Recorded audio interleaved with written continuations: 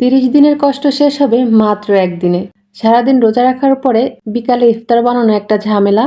আজকে আপনাদের দেখাবো কিভাবে একটা মাত্র চিকেনের পিস দিয়ে সারা মাসের জন্য ফ্রোজেন আইটেম বানিয়ে রাখি। ইফতারের আগে আর ঝামেলা হবে না, রিল্যাক্সে ইবাদত বন্দেগি করতে পারবেন। এখানে একটা মাত্র চিকেনের পিস নিয়েছি আর বড় সাইজের 3টা সিদ্ধ আলু নিয়েছি।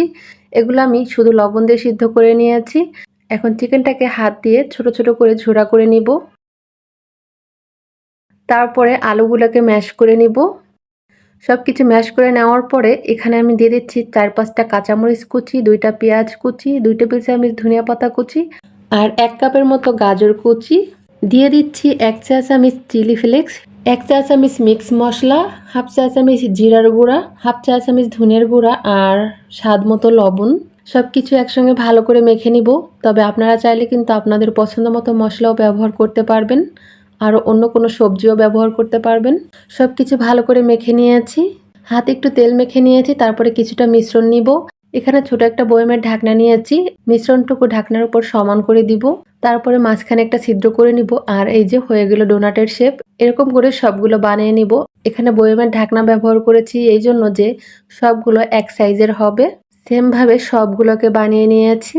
অর্ধেকটা মিশ্রণ দিয়ে আমি ডোনাটের শেপ দিয়ে নিয়েছি, আর বাকি যে অর্ধেকটা রয়েছে এই অর্ধেকটা দিয়ে আমি কাটলেটের শেপ দিব।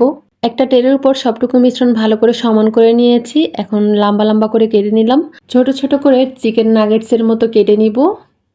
এই যে কেটে নিয়েছি। এখন এগুলোকে তুলে সমান করে নিব। এই তো সবগুলো সমান করে নিয়েছি, আর কতগুলো নাস্তা বানিয়ে নিয়েছি। এখন এই নাস্তাগুলো 1 ঘন্টার জন্য ডিপ ফ্রিজে রাখতে হবে, এইভাবে ছড়ানো প্লেটে করে। 1 ঘন্টা পর বের করে তারপরে এখানে আমি নিয়েছি 1/4 কাপ আটা, 1/2 চামচ লবণ, 1/2 চামচ চিলি ফ্লেক্স মিশিয়ে নিয়েছি। তারপরে পানি দিয়ে পাতলা একটা মিশ্রণ তৈরি করে নিয়েছি। মিশ্রণটা ঠিক এরকমের হবে, বেশি পাতলাও না বেশি ঘনও না। এখন দেখাবো বাসায় আমি কিভাবে ব্রেড ক্রাম্বস বানাই। 4-5 পিস পাউরুটি ছিঁড়ে ব্লেন্ডার জারের মধ্যে নিয়ে নিলাম। এখন এটাকে শুধু ব্লেন্ডারে ব্লেন্ড করব। এই যে ব্লেন্ড করে নিয়েছি। চাইলে কিন্তু এর মধ্যে ফুড কালার ব্যবহার করতে পারেন, তাহলে সুন্দর একটা কালার আসবে। এখন এগুলো দিয়ে আমি নাস্তাগুলো রেডি করে নিব।